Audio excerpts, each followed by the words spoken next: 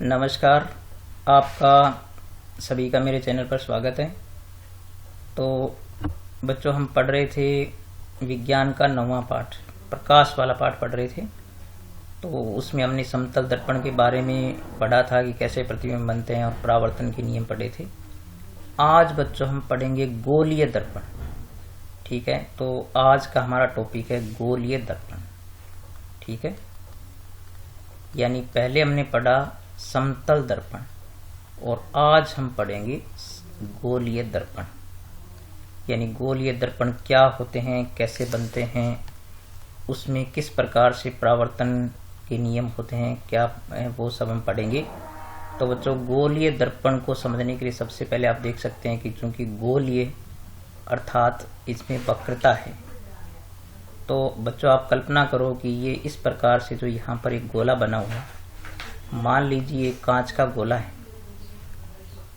ठीक है, और इसको आप कहीं से ऐसे काट लीजिए, जैसे मान लीजिए इस कांच के गोले को हमने यहाँ से ऐसे काट दिया, तो जो ये ऊपर का हिस्सा बचा है हमारे पास, ये वाला, इसको यदि अलग से देखें तो बच्चों ये जो वक्र है वो इस प्रकार का हो गया। तो ये जो चूंकि पारदर्शी कांच का गोला था, ठीक है, तो ये इसका इस प्रकार से वक्र हो गया और इस वक्र की जो वक्रता है उसकी गोलाई को पूरा करने वाले जो गोले का केंद्र है वो ये होगा। तो ठीक है बच्चों, इस प्रकार से गोलीय दर्पण जो है वो किसी गोले का कटा हुआ भाग होता है, तो उसकी वक्रता होती है उसमें। तो इस प्रकार से जो गोलीय दर्पण है वो गोलीय पारदर्शी पदार्थों से बनाए जाते हैं, जो प्लास्टिक या कांच के हो सकते हैं। और उसमें बच्चों क्या है कि उनके अंदर या बाहर पॉलिश करके दो प्रकार के दर्पण बनाए जाते हैं। तो यदि इस वक्र भाग के अंदर हम पॉलिश कर दें तो बच्चों इसका परावर्तक पृष्ठ हो जाता है बाहर वाला। आप देख रहे हैं ना कि यदि हम इसके क्या कर दें, अंदर पॉलिश कर दी हमने, यहाँ पर अंदर इसके भाग में पॉलिश की हुई है, परावर्तक पदार्थ की पॉलिश की हुई है, तो यहाँ से इसका परावर्तक पदार्थ जो भाग हो गया वो कौन सा हो गया, बाहर वाला हो गया। यानी ये हो गया इसका परावर्तक पृष्ठ, यानी यहाँ से परावर्तन संभव है। परावर्तक पृष्ठ हो गया बाहर। यदि अंदर पॉलिश है तो परावर्तक पृष्ठ हो गया बाहर, और यदि बाहर पॉलिश है, आप देख सकते हैं कि इसके बाहर पॉलिश है, तो इसका जो परावर्तक पृष्ठ हो गया बच्चों वो हो गया अंदर वाला। ठीक है, तो यहाँ पर यदि प्रकाश आपतित किया जाए तो क्या होगा, वो जो है वो अंदर से परावर्तित होगा। तो इसमें अब बच्चों कुछ चीजें देखने वाली है। जैसे आप देख सकते हैं कि ये जो वक्रता है वो किसी गोले का भाग है, तो बच्चों इसका जो केंद्र होता है, इस गोले का, इस वक्रता को पूरा करने वाले गोले का जो केंद्र है ये वाला, इसको हम C से लिखते हैं। यानी ये हो गया C, यानी इसको बोलते हैं वक्रता केंद्र। क्या बोलते हैं, वक्रता केंद्र बोलते हैं। ठीक है, तो ये हो गया वक्रता केंद्र। और यहाँ पर इसके जो ये बीच में जो बिंदु है बिल्कुल मध्य में बच्चों, इसको बोलते हैं ध्रुव। तो इसको P से व्यक्त करते हैं और इसको बोलते हैं, ये जो बिंदु यहाँ पर P है वो क्या हो गया, इसका ध्रुव हो गया। ठीक है, और इनके बीच में जो बिंदु होता है वो होता है मुख्य फोकस। यानी इसको F से व्यक्त करें तो ये हो गया, यहाँ पर जो है वो अपने ही कह सकते हैं कि इसका जो है वो ये फोकल पॉइंट हो गया, इसका मतलब फोकस बिंदु हो गया इसका, और जो बिल्कुल बीच में होता है। और यहाँ से P से जो C के बीच की दूरी है, यानी यहाँ से ये जो पूरी दूरी है ये वाली, यहाँ से ये जो है ये कहलाती है बच्चों वक्रता त्रिज्या। क्या कहलाती है, वक्रता त्रिज्या कहलाती है। तो ये जो बच्चों अंदर जब पॉलिश हो गई तो परावर्तक पृष्ठ बाहर हो गया, तो ये जो बनता है ये होता है उत्तल दर्पण। ये क्या बन गया आपका, उत्तल दर्पण हो गया। तो आपको समझ में आ गया होगा कि उत्तल दर्पण जो है वो उसमें अंदर पॉलिश होती है और इसके जो है वो परावर्तक पृष्ठ जो है बाहर वाला जो वक्रता लिए हुए है बाहर की तरफ का होता है, ये होता है, ये इसका वक्रता केंद्र हो गया, ये ध्रुव हो गया। इसी प्रकार बच्चों इसमें जो जब अब आप क्या देखें कि अंदर पॉलिश है, यदि बाहर पॉलिश है, तो ये जो बना है बच्चों ये है अवतल दर्पण। ठीक है, जब बाहर पॉलिश होगी तो ये क्या बन गया, अवतल दर्पण हो गया। ये वाला जो है अवतल दर्पण है। और बच्चों इसमें जो यहाँ से यहाँ तक का जो ये पूरा पृष्ठ है, जिसको मैंने यहाँ पर ये सिग्निफाई किया है, तो इसको बोलते हैं द्वारक। ठीक है बच्चों, इसको क्या बोलते हैं, द्वारक बोलते हैं। ये द्वारक बहुत ही छोटा होता है, तभी जो ये अपने इसमें जितने भी नियम पढ़ेंगे वो सूक्ष्म द्वारक के लिए होते हैं। तो ये वाला जो इसका पूरा हो गया वो हो गया इसका द्वारक। ठीक है, तो वक्रता त्रिज्या जो है वो उसको हम r से व्यक्त करते हैं। ठीक है, इसकी वक्रता त्रिज्या r होती है। तो बच्चों इसमें इसी प्रकार यहाँ इसका c हो जाएगा, यहाँ इसका f हो जाएगा, यहाँ इसका p हो जाएगा। तो इसमें जो है पॉलिश बाहर है, इसमें अंदर है, ये आपको इतना ध्यान रखना है। और बच्चों ये आप देखें कि ये जो यहाँ पर एक लाइन गुजर रही है, यहाँ जो P और C से गुजर रही है यहाँ से, इसको बोलते हैं बच्चों मुख्य अक्ष। क्या बोलते हैं इसको, ये है इसका मुख्य अक्ष। ठीक है, तो इस प्रकार से इन सब बिंदुओं की आप जो है वो परिभाषा भी याद रखें कि वक्रता केंद्र क्या होता है। तो आप ये कहेंगे कि किसी गोलीय दर्पण की वक्रता को पूरा करने वाले गोले के केंद्र को, यानी काल्पनिक गोले के केंद्र को हम क्या कहते हैं, वक्रता केंद्र कहते हैं। और उस केंद्र से उस दर्पण की जो दूरी है वो वक्रता त्रिज्या होती है। और जो गोलीय दर्पण है उसका बिल्कुल बीच में बिंदु होता है वो ध्रुव होता है। और ये इसमें भी ऐसा ही होता है, और इस दोनों में इस प्रकार से दोनों में सेम होता है। और मुख्य अक्ष जो है वो काल्पनिक रेखा होती है जो वक्रता केंद्र और ध्रुव से गुजरती है। तो ये जो इसकी मुख्य चीजें समझने वाली हैं। और ये जो है वो मुख्य फोकस बिंदु हो गया। ठीक है, जिसको अभी अपने समझेंगे कि मुख्य फोकस बिंदु क्या होता है। ठीक है, तो अब हम इन चीजों को देखेंगे कि किस प्रकार से इनमें परावर्तन कैसे होता है। तो इसके लिए अपने मैं आपको नेक्स्ट पर चलता हूँ, जहाँ पर मैं दिखाता हूँ कि आपको किस प्रकार से प्रकाश किरणें जो है वो इनमें परावर्तित होती है और कैसे जो है वो इनकी मुख्य फोकस को बनाती है। तो अपने चलते हैं नेक्स्ट स्लाइड पर। तो यहाँ से बच्चों क्या होता है कि जो प्रकाश किरणें, जैसे ये हमारे पास हमने देखा कि ये क्या है, ये है आपके पास एक उत्तल दर्पण, क्योंकि इसके अंदर पॉलिश है और इसके बाहर पॉलिश है, ये उत्तल दर्पण है।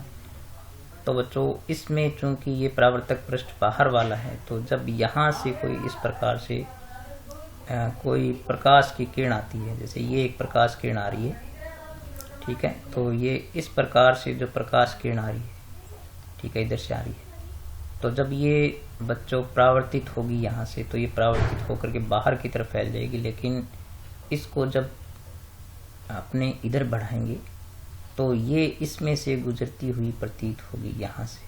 ठीक है, तो ये यहाँ से गुजरती प्रतीत होगी, यानी एक्चुअल में तो ये इस तरफ जाएगी।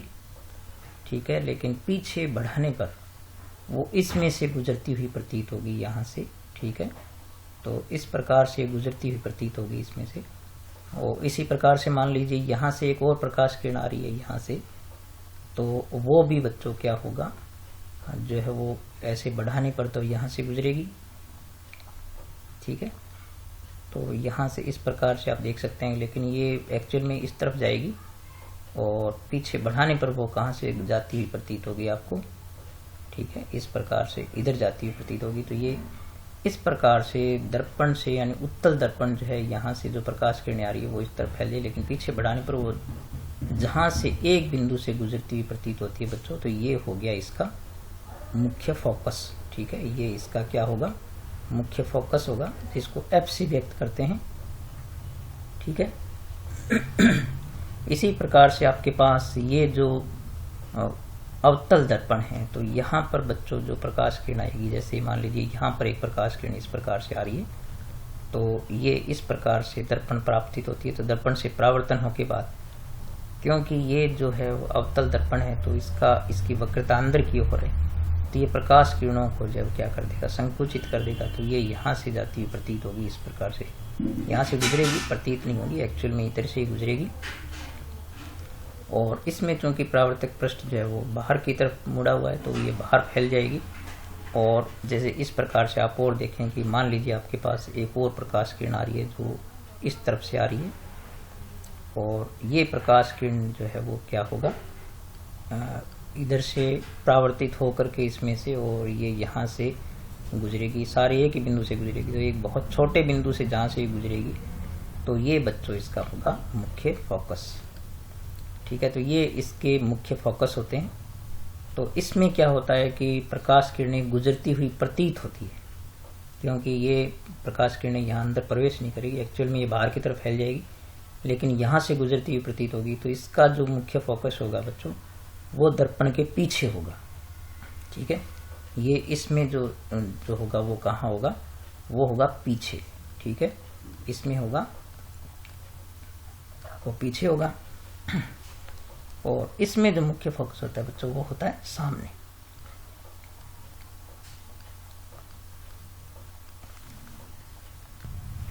तो इस प्रकार से अपने जो है वो मुख्य फोकस को कैसे परिभाषित कर सकते हैं, यानी वे प्रकाश किरणें जो मुख्य अक्ष के समांतर आती है। ठीक है, तो वो दर्पण से परावर्तन के बाद इस प्रकार से विस्तृत हो जाती है, और जिस बिंदु से गुजरती हुई प्रतीत होती है वह उत्तल दर्पण का मुख्य फोकस होता है। और वो प्रकाश किरणें जो मुख्य अक्ष के समांतर आती है और दर्पण से परावर्तन के बाद जिस बिंदु से गुजरती है, एक बहुत सूक्ष्म बिंदु से गुजरती है, तो ये इसका जो है वो इसका मुख्य फोकस होता है। तो इसका मुख्य फोकस इसके सामने होता है, और वास्तविक होता है ये काल्पनिक होता है, यहाँ से गुजरती हुई प्रतीत होती है। तो ये बच्चों थी इसकी मुख्य फोकस की संकल्पना और इसकी परिभाषा, और इसका चित्र आप अच्छी तरह याद करें, समझें इसको। और अब अपनी समझते हैं कि कुछ जो अन्य चीजें अभी हमने पढ़ी थी उनको अपने एक बार फिर रिपीट करते हैं, और फिर देखते हैं इसके परावर्तन के नियम किस प्रकार से होते हैं। तो इन चीजों को अपने अभी समझ चुके हैं कि इसकी वक्रता त्रिज्या क्या होती है, ध्रुव क्या होता है, वक्रता केंद्र क्या होता है, मुख्य अक्ष क्या होता है। बच्चों ये चीजें बार बार आएगी काम में, तो आप इनको अच्छी तरह याद रखें। ये सभी चीजें आप अच्छी तरह चित्र बना करके अपनी कॉपी पर याद रख लें इनको, कि ध्रुव क्या होता है, एफ क्या होता है, और वक्रता केंद्र क्या होता है, और ध्रुव में और इसमें वक्रता त्रिज्या में और इसकी फोकस दूरी जो यहाँ से एफ से बीच में दूरी है, इसमें अपने संबंध ज्ञात करेंगे। तो वो अपने नेक्स्ट में करेंगे, लेकिन अभी जो है अपने परावर्तन के नियम जो है वो कुछ देखते हैं कि परावर्तन के नियम किस प्रकार से हैं। तो उनको देखने के लिए वापस उन चित्रों पर चलते हैं अपने। तो बच्चों गोलीय दर्पण में परावर्तन के 4 नियम होते हैं। ठीक है, तो आप एक एक करके अच्छी तरह समझिए, मैं आपको इनको बताता हूं। तो पहला नियम क्या है, पहले हम अवतल दर्पण के लिए देखते हैं। तो आप यहाँ देखें कि सबसे पहला नियम क्या है कि वो प्रकाश किरण जो मुख्य अक्ष के समांतर आती है। ठीक है, इस प्रकार से मुख्य अक्ष के समांतर आती है। तो जो मुख्य अक्ष के समांतर आती है, ये मुख्य अक्ष के समांतर आ रही है। पहला नियम यह है कि वह प्रकाश किरण जो मुख्य अक्ष के समांतर आती है दर्पण से परावर्तन के बाद मुख्य फोकस से गुजरती है। यानी कहाँ से गुजरती है, एफ से गुजरती है। ये पहला नियम है। ठीक है, ये आपका यहाँ पर क्या है, एफ है, और यहाँ पर ये क्या आपके पास सी है। ठीक है, ये वाला क्या है, यहाँ पर इसका वक्रता केंद्र है, और यहाँ पर ये जो है तो आपका क्या है, पी है, ध्रुव है यहाँ पर। ठीक है, तो पहला नियम आपका, यानी पहला नियम क्या कहता है कि वह प्रकाश किरण जो मुख्य अक्ष के समांतर आती है दर्पण से परावर्तन के बाद मुख्य फोकस से गुजरती है। ठीक है, ये पहला नियम है। और दूसरा नियम बच्चों इसका विलोम है। तो आप क्या कर सकते हैं, इसको जो है इसी को विलोम में दर्शाएं तो अपने इस प्रकार से दर्शा सकते हैं। जैसे अपने यहाँ से देखें कि एक वो प्रकाश किरण जो बच्चों एफ से आती है और दर्पण पर गिरती है, तो आप यहाँ से वापस इसको क्या करें, जैसे ये प्रकाश किरण जो है वो आप यहाँ से देखें कि इसमें ये एफ से होती हुई यदि यहाँ से इस प्रपतित होती है तो बच्चों ये क्या होती है, मुख्य अक्ष के समांतर हो जाती है। तो ये देखो इसका विलोम हो गया।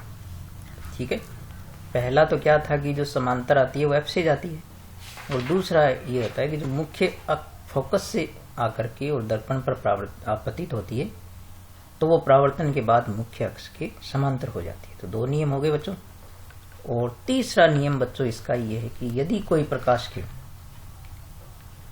ठीक है, सी से आती है, ठीक है, इस प्रकार से जो सी से आई यहां से, ठीक है, ये सी से आ रही है इस प्रकार से, तो जो सी से आती है इस प्रकार से कहां से आ रही है, सी से, यानी वक्रता केंद्र से आ रही है बच्चों, तो वो दर्पण से परावर्तन के बाद 180 डिग्री पर लौट जाती है, वापस उसी दिशा में लौट जाती है। तो ये इसका तीसरा नियम हो गया। और बच्चों चौथा नियम ये है कि वो प्रकाश किरण जो इसके ध्रुव पर आपतित होती है, यहां पर इस प्रकार से जो आपतित होती है, यानी जो कहीं से भी आए चाहे ध्रुव पर आपतित होती है, तो वो क्या है कि उतने ही कोण पर परावर्तित हो जाती है जितने पर वो आपतित होती है। ठीक है, तो ये जो इस प्रकार से यहाँ जो कोण बनेगा, तो बच्चों यहाँ पर जो आपतन कोण है आपके पास वो इस परावर्तन कोण के बराबर होगा। तो ये दोनों कोण, यानी जितने कोण पर आपतित होती है उतने कोण पर ही परावर्तित हो जाती है। तो इसके चार नियम एक बार फिर मैं दोहरा देता हूँ। यानी जो मुख्य अक्ष के समांतर आती है वो दर्पण से परावर्तन के बाद F से गुजरती है, और फिर इसका विलोम हो गया कि जो F से आती है वो मुख्य अक्ष के समांतर हो जाती है, और जो C से आती है वो वापस C में से लौट जाती है, यानी 180 डिग्री पर परावर्तन हो गया। और जो P पर आती है वो जितने कोण पर आती है उतने कोण पर ही परावर्तित हो जाती है। तो वो दर्पण के सामने ही हो रहा है सब कुछ ये। तो इस प्रकार से ये चार नियम बच्चों अगर आपको अच्छी तरह याद हो जाते हैं तो आपको इसके जो चित्र बनाने में, जो आपके चित्र दिए जाते हैं परीक्षा में कि कोई वस्तु कहीं रखी है उसका कैसे प्रतिबिंब कैसे बनता है, तो वो आप उसके लिए बहुत जरूरी है ये। तो एक बार अपने फटाफट जो है वो इस उत्तल दर्पण के लिए और देख लेते हैं कि उत्तल दर्पण के लिए यही नियम कैसे कार्य करते हैं। तो आप यहाँ पर देखें कि पहले बच्चों एक तो प्रकाश किरण कौन सी होती है, जो मुख्य अक्ष के समांतर आती है। ठीक है, जो मुख्य अक्ष के समांतर आती है, तो जो मुख्य अक्ष के समांतर आती है वो, चूंकि ये उत्तल दर्पण जो है वो इसका परावर्तक पृष्ठ बाहर होता है। ठीक है, तो जो मुख्य अक्ष के समांतर आती है तो वो परावर्तन के बाद वैसे तो फैल जाती है, लेकिन पीछे बढ़ाने पर वो F से जाती हुई प्रतीत होती है। तो इस प्रकार से यहाँ जाएगी, जाती हुई प्रतीत होगी, और वास्तव में वो क्या होती है, इस तरफ बाहर की तरफ फैल जाती है। जाती तो वो बाहर की तरफ है, लेकिन पीछे बढ़ाने पर वो F से गुजरती हुई प्रतीत होती है। तो ये इसका पहला नियम है। और बच्चों इसका दूसरा नियम ये है कि वो प्रकाश किरण जो क्या होता है, जो F की दिशा में आती है, यानी जो यहाँ पर इसका F है ना, ये यहाँ पर अपने इसको F बना देते हैं, तो ये इसका F है और ये इसका यहाँ पर C है।